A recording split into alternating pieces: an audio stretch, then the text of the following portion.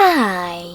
In front of me is Samsung Galaxy Tab S9 Ultra, and today I would like to show you how you can block app notifications.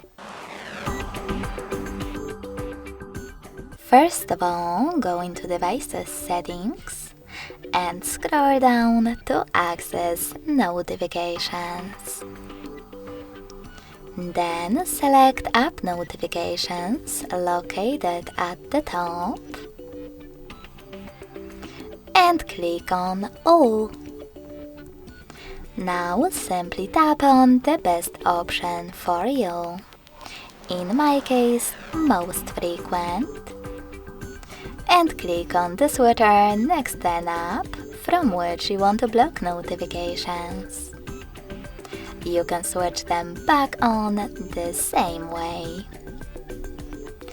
If you want to, you can also just click on one of your apps located on the left and manage all notifications from here. Thanks so much for watching. If you enjoyed this video, don't forget to leave a like, comment and subscribe. Bye!